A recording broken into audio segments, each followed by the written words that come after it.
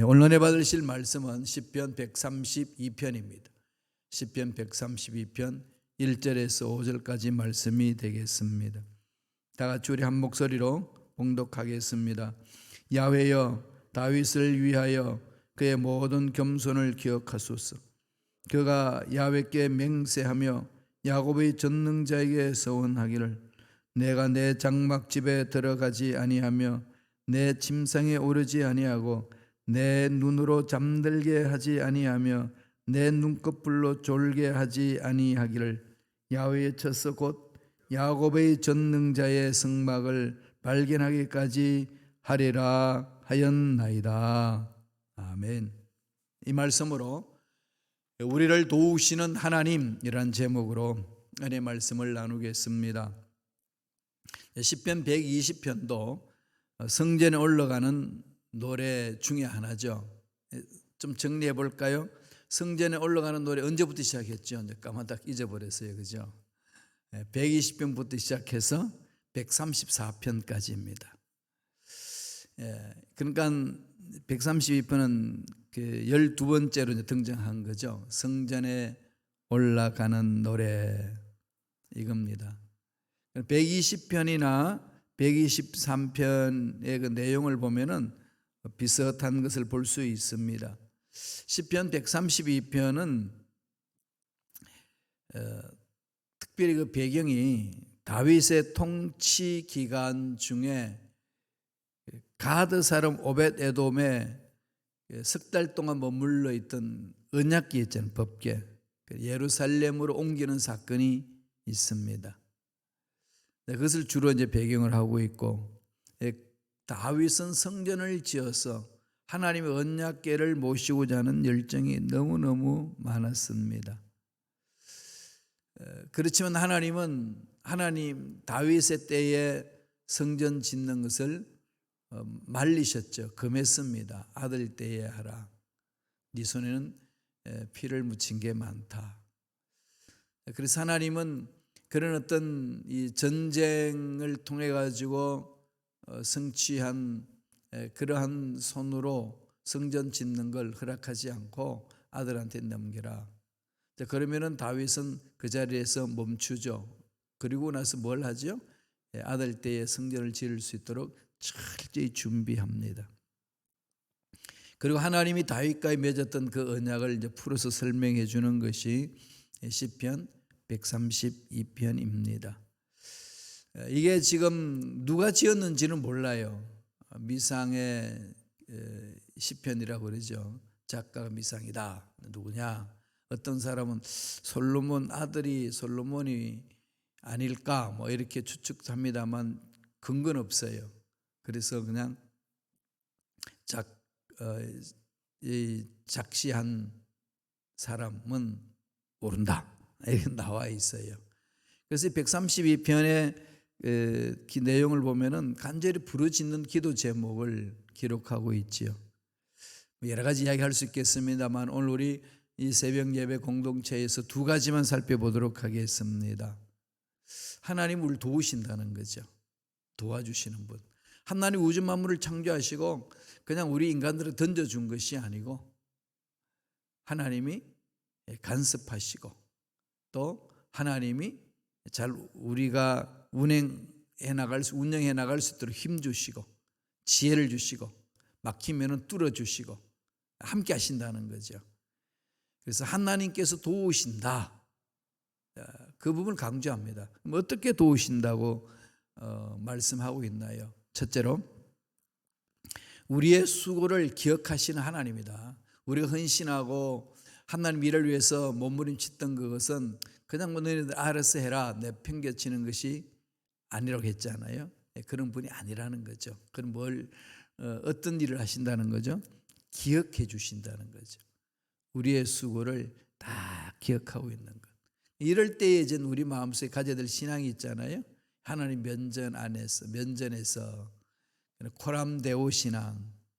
하나님이 나를 지켜보신다. 그러면 이제 죄악에서 벗어날 수 있는 힘을 얻을 수 있고 또 힘들고 어려운 상황 속에 놓여 있을 때에 하나님 앞에 생각하기 때문에 하나님이 나를 지켜주시고 보살펴 주신다, 이런 확신이 있는 거지요. 두 가지 상황에서 우리의 마음을 사로잡을 수 있어요. 코람데오 신앙, 하나님 앞에 쓰임받은 모든 일꾼들은 코람데오 신앙이죠. 특별히 요셉이 그러잖아요.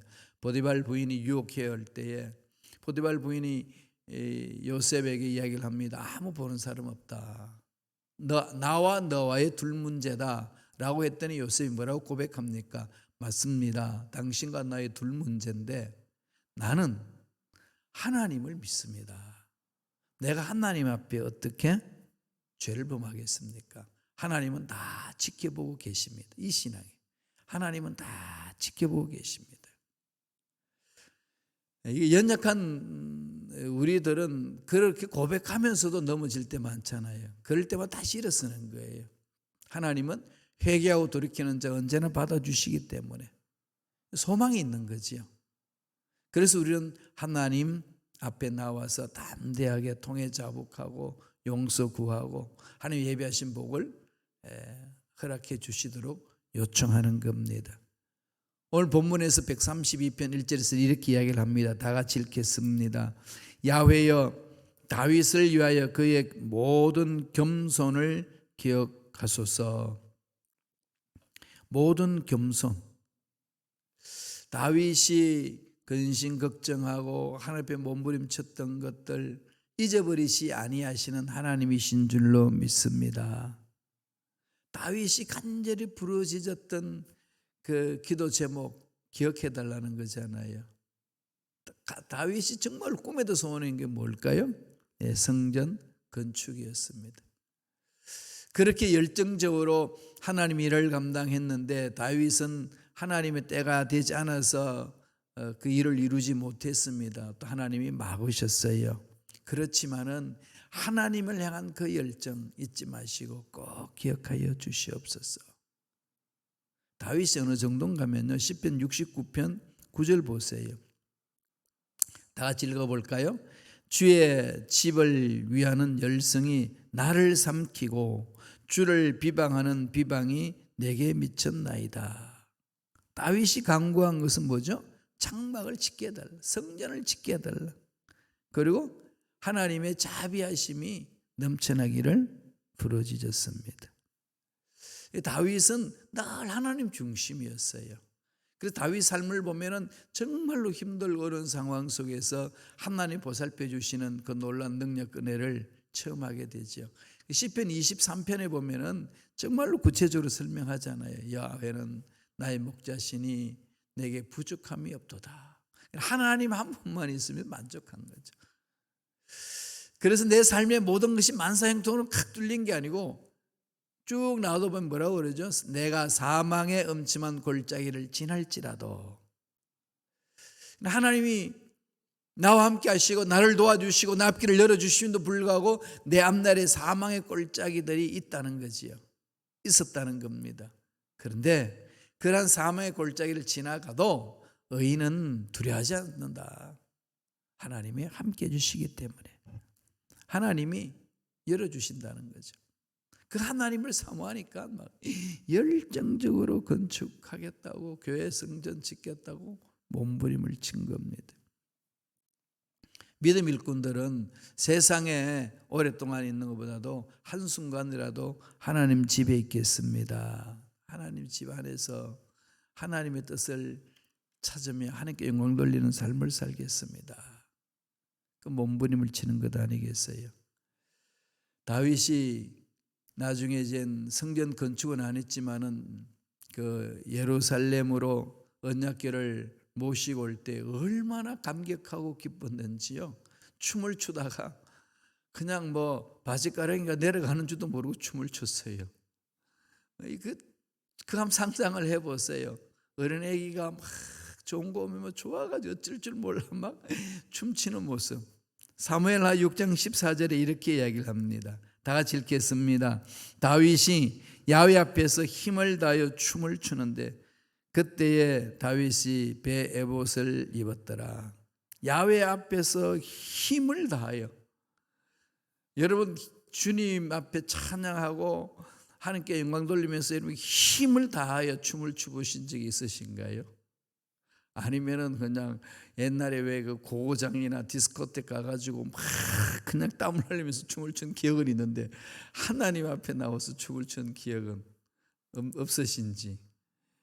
그런 기억을 우리는 좀 마음판에 새게 되지 않겠어요? 열정적으로 야훼 하나님을 찬양하는 것.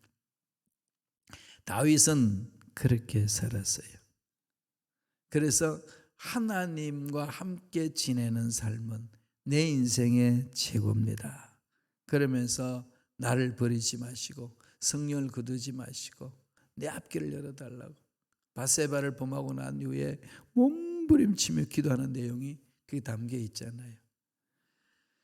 하나님은 우리가 수고한 모든 것들은 잊어버리지 아니하신다는 거 꼭 기억합시다. 사람이 보든 안 보든 하나님이 나에게 맡겨주신 일을 그렇게 묵묵히 해나가는 것, 한 걸음 한 걸음 나아가는 모습 하나님 지켜보신다는 이 신앙을 가지고 살아야 되는 거죠. 이런 분들이 이제 많으면 많을수록 교회 공동체는 시끄럽지 않고 조용한데도 잘 굴러가지요. 막 은혜가 풍성해집니다. 그런 은혜를 풍성해지면은 그 교회 공동체 들어온 사람은 그런 은혜 속에 푹 잠기는 거지요. 여기서 신앙생활 해야 되겠구나.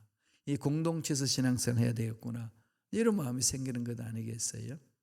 기억하신 하나님 바라보시면서 맡겨주신 일 하나씩 하나씩 최선을 다하며 헌신하고 수고하는 저와 여러분 되시기를 바랍니다. 두 번째로 하나님은 어떻게 도우시죠? 우리에게 약속을 하시고 약속을 지키신 하나님이라는 거죠. 하나님의 약속은 반드시 이루어집니다. 그래서 저와 여러분들 붙들어야 될 것은 약속의 말씀을 붙드는 거죠. 바벨론 포로로 끌려가서 70년 후에 돌아올 것이라고 예레미야 선지자가 말했는데 그 바벨론 포로로 갔던 사람들 다 잊어버렸어요. 너무 괴롭습니다. 이제 1세대들이 막 나이는 들고 천국 가고 또 이젠 차세대 일꾼들이 갓난 아기 때 끌려왔는 사람이 벌써 70세가 됐잖아요. 그렇게 지금 늙어가고 있는 이 상황 속에 우리 민족 어떻게 될까? 막 고민하고 괴로워하는 가운데 말씀을 찾아보니까 예레미야 선지자가 하나님 말씀을 받아 선포한 그 말씀이 이제야 찾게 되는 거죠. 아, 때가 되면 가는구나. 갈 수 있구나. 소망을 갖잖아요. 그래서 이 페르시아가 이 바빌론을 멸망시키고 나서 고레스 왕이 칙령을 내리죠. 다 가라. 바벨론 포로로 왔던 너희들 이제 예루살렘 돌아가라. 성전을 건축해라. 스룹바벨을 통해서 1차하고 에스라를 통해서 2차로 오고 느헤미야를 통해서 3차로 이렇게 포로 귀환하고 예루살렘 성전 중심으로 신앙생활하는 그 놀라운 은혜를 체험합니다. 그때 소망 가진 것은 말씀을 찾아서 연구하면서 70년이 차면 돌아갈 수 있다고 하셨으니까 우리는 앞으로 이제 가면 된다. 소망을 가지고 사는 거지요. 지금 이 어렵고 힘든 현대사회도 마찬가지입니다. 이런 상황 속에 하나님은 살아계시고 계속 말씀하고 계시죠. 성경의 말씀을 통해서 계속 말씀합니다. 그래서 말씀을 차근차근 읽고 그 속에서 약속을 붙잡는 거지요. 내 병에 대해서, 나의 답답한 문제에 대해서, 내 장애물에 대해서, 자녀들에 대해서 이런 모든 것도 하나님 뭐라고 말씀하셨는지 성경을 통해 차근차근 읽으면 약속의 말씀이 주어지는 거죠. 그 말씀을 붙드시면 돼요. 우리가 그 말씀을 붙들고 나아가면 말씀은 살아있지 않습니까? 근데 하나님은 옛날엔 내가 그렇게 말했지만 지금은 아니야. 이렇게 말씀하시는 분이 전혀 아닙니다. 어떤 상황이 있든지 하나님은 약속하신 것은 반드시 지켜내십니다. 그 하나님 마음판에 새기시면 되겠지요. 오늘 시편 132편 읽지 않았습니다만 10절과 11절 보실까요? 약속을 지키신 하나님에 대해서 엎조립니다. 다 같이 읽겠습니다. 주의 종 다윗을 위하여 주의 기름 부음 받은 자의 얼굴을 외면하지 마옵소서.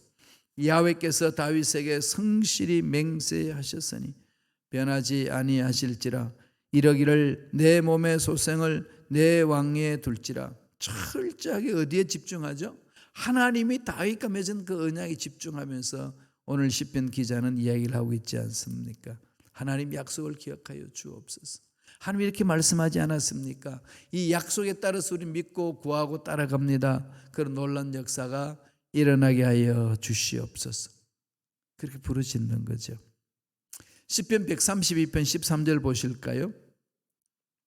야훼께서 시온을 택하시고 자기 거처를 삼고자 하여 이르시기를. 하나님이 약속하신 말씀을 붙들고 부르짖는 자는 하나님으로부터 예비하신 그 복을 받을 수 있다. 이걸 말씀하고 있지 않습니까? 하나님은 시온을 택하시고 자기 거처를 삼고자 하여 이르시기를. 하나님이 말씀하시는 것 어기지 않습니다. 그러므로 늘 약속의 말씀을 붙들고 나아갑시다 그러잖아요. 야고보서 1장 17절에 보면은 온갖 좋은 은사와 온전한 선물이 다 위로부터 빛들의 아버지께로부터 내려오나니 그는 변함도 없으시고 회전하는 그림자도 없으시니라. 하나님은 약속하신 그 모든 것을 이루시는데 하늘에서부터 넘치도록 채워주신다는 거죠. 변함도 없으시고 회전하는 그림자도 없으시다. 모든 것의 근본이 되시잖아요. 그러니까 그분께서 창조하셨고 그분이 모든 것을 다 이루어 주셨는데 우리는 그분의 형상을 입고 있지 않습니까? 하나님의 형상을 입고 있는 우리들이 어찌 하나님의 뜻과 상관없이 삶을 살겠느냐? 또 어려운 문제가 있다고 그냥 주저앉겠느냐? 하나님 때가 되면 세워주십니다. 하나님만 바라보고 나아갑시다. 약속은 반드시 이루어집니다. 이걸 계속 이렇게 말씀을 통해서 우리에게 권면하고 있습니다. 다 같이 132편 17절을 읽겠습니다. 다 같이 읽습니다. 내가 거기서 다윗에게 뿔이 나게 할 것이라. 내가 내 기름 부음 받은 자를 위하여 등을 준비하였도다. 다윗에게 그의 후손이 왕이 될 것이고 그 계통, 다윗의 계통을 통해서 메시아가 나실 것을 약속하고 있습니다. 그리고 이 약속대로 예수님 오신 거죠. 지금 세상에는요, 자기가 예수라는 인간이 많아요. 그런데 넌 예수가 아니라고 말할 수 있는 건 뭐예요? 옛날에 문선명도 자기가 예수라고 그랬잖아요. 빛을 발하는 거. 근데 넌 아니라고 말할 수 있는 힘은 어디에 있었지? 근거는? 구약에서 예언한 대로 온 사람이 아니기 때문에. 그냥 뭐 내가 예수다 그래가지고 뭐 아니야 그러는 것은 기분 나빠서 너 아니야라고 말하고 내가 보니까 아니야 말하고 일어나요? 그렇지 않는 거죠. 우리들은 약속의 말씀에 근거해서 메시아가 오시는 것, 이걸 믿고 가는 거잖아요. 근데 유대인들은 영적 눈이 지금 막혀 있으니까 예수님 오셨는데 예수님을 메시아로 인정하지 않습니다. 이런 상황 속에서 오늘날 신앙생활하는 저와 여러분들도 영적인 눈이 막혀 있으면 약속의 말씀을 주셨는데도 못 받을 수가 있겠지요. 그래서 늘 통회자복하고 영적인 눈을 열어주소서 기도하셔야 됩니다. 영적인 영안이 열리면 보이잖아요. 보이기 시작하는 순간부터 세계가 달라지는 거죠. 하나님은 그렇게 역사를 이루어 주십니다. 그런데 지금 유대인들 중에 예수님을 메시아로 믿고 돌아오는 사람들이 엄청나게 많아지고 있어요. 예수님이 예언하신 대로 무화과 나무 순이 부드러워지고 있어요. 그래서 예수님을 메시아로 믿어요. 그런 사람, 유대인 중에 예수님을 메시아로 믿고 구세주로 믿고 가는 사람을 메시아닉 주라고 그러죠. 메시아닉 주, 예수를 믿는 사람들. 지금 이스라엘이 지금 많아지고 있습니다. 심히 때가 가까웠다는 거죠. 하나님의 약속은 이루어지는 겁니다. 12절을 보실까요? 132편 12절 다 같이 읽겠습니다. 내 자손이 내 언약과 그들에게 교훈하는 내 증거를 지킬진대 그들의 후손도 영원히 내 왕위에 앉으리라 하셨도다. 언약을 만판에 새기고 나아가면은 그들의 후손도 계속 대를 이어서 영원히 하나님 나라에서 왕위를 이어나간다. 나중에 베드로전서는 뭐라고 설명합니까? 이 부분에 대해서 베드로전서 2장 9절에 보면은 우리는 왕 같은 제사장이요. 예, 예수 믿는 사람을 왕 같은 제사장이요 그렇게 표현하지 않습니까? 다윗과 약속했던 그 부분들, 그 메시아가 오셨고 메시아를 믿는 예수님 구세주를 믿는 자들도 그 반열에 들어간다는 거지요. 너희 후손도 영원히 내 위에 앉으리라. 하나님이 택해 주시고 하나님이 채우시고 하나님이 이끌어 주신다는 거 아니겠습니까? 하나님의 손에서 모든 것이 이루어지는 거죠. 하나님이 인생의 전부입니다. 자꾸 훈련하셔야 돼요. 거기 하나님께 집중하고 또 집중하고 그러잖아요. 그러면 그 속에서 하나님 능력을 체험하는 거죠. 돋보기를 보면은 이 글자를 이렇게 크게 볼 수 있는 돋보기 있잖아요. 근데 태양 열하고 이 돋보기 초점하고 맞추면은 불이 지펴지는 거죠. 그 초점이 맞으면은 열을 집중해 가지고 그 대상에다가 열을 가하니까 불이 붙는 거지요. 그 역사 일어나는 거 아니겠어요? 우리 마음이 막 흩어져 있다가 하나님 말씀에 집중하는 겁니다. 하나님 능력에 집중하는 거죠. 하나님의 능력으로 문제를 풀어나가고 하나님의 능력으로 내 인생을 개척해 나가고 하나님의 능력으로 어려운 상황들을 물리치고 이겨나가는 겁니다. 하나님의 능력이 문제보다도 크시고 우리를 괴롭히는 악한 영들보다도 강하신 겁니다. 자꾸 선포하세요. 하나님 문제보다도 크십니다. 하나님은 나를 넘어지게 하는 악한 영들보다도 강하신 분이십니다. 하나님은 내 인생의 주인이십니다. 자꾸 외치다 보면은 마음에 막 이렇게 소망이 넘쳐나고 힘이 막 솟아나지 않습니까? 저는 그러면서 나아갑니다. 시편 132편 15절 다 같이 보시겠습니다. 다 같이 읽겠습니다. 내가 이 성의 식료품에 풍족히 복을 주고 떡으로 그 빈민을 만족하게 하리로다. 가난한 자를 해방시켜 줄 뿐만 아니라 그들의 탄식까지도 해결해 주신다는 거죠. 하나님은 이렇게 주기를 좋아하시는 분, 하나님 복 주기를 원하시는 분, 계속 그러잖아요. 그럼 우리는 복을 받아야 돼요. 그러니까 복을 달라고 기도하는 게 잘못이 아닙니다. 뭐가 잘못이라고 그랬죠? 복을 줬는데 그 복을 하나님 뜻대로 살지 않고 지 마음대로 쓸 때 그게 문제지요. 하나님 앞에 나와서 복을 달라는 게 문제가 아니고요. 하나님이 주신 복을 어떻게 사용하고 있느냐 이게 문제입니다. 그럼 교회에서는 설교를 통한다든지 성경 공부를 통하든지 지적해야 될 것은 그것을 지적하는 거죠. 하나님 앞에 나와서 복 달라 할 필요 없습니다. 이게 아니라 하나님 복의 근원이기 때문에 복을 구하셔야 돼요. 복을 받아야 됩니다. 그 다음에 중요한 게 뭘까요? 주신 복을 어떻게 쓰느냐가 중요한 거죠.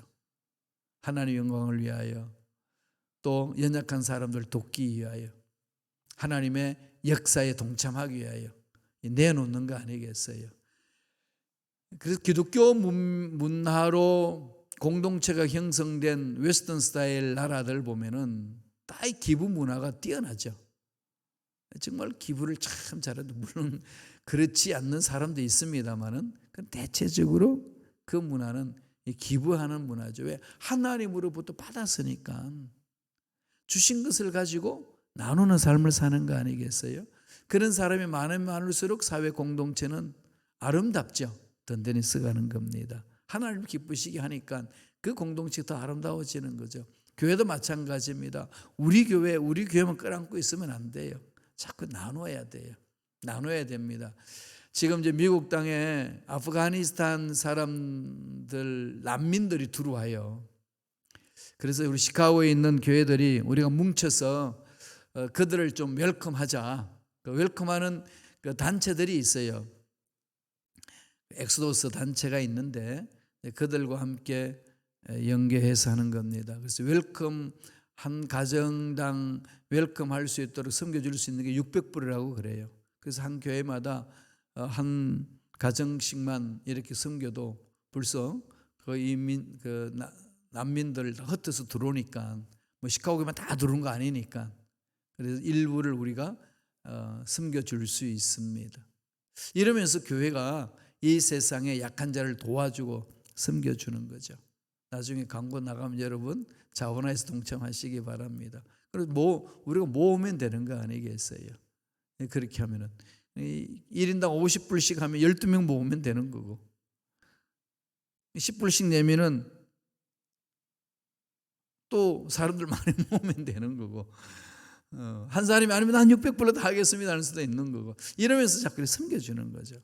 자, 이런 걸 하기 위해서는 어떻게 합니까? 내 호주머니 비어있는 상태에서 못하잖아요. 마음은 논의로되 도대체 육신이 약합니다. 이러면 안 되잖아요. 하나님, 그런 일을 할 수 있도록 나에게 복을 허락하여 주시고, 하나님께서 함께 하셔서 이런 일도 우리가 동참할 수 있도록 역사하여 주옵소서. 이게 적극적으로 도전해 나가는 거죠. 16절을 보시겠습니다. 130편 16절. 내가 그 제사장들에게 구원을 옷 입히리니 그 성도들이 즐거이 외치리로다. 하나님 나라는 즐거움이에요. 하나님 나라는 기쁨입니다.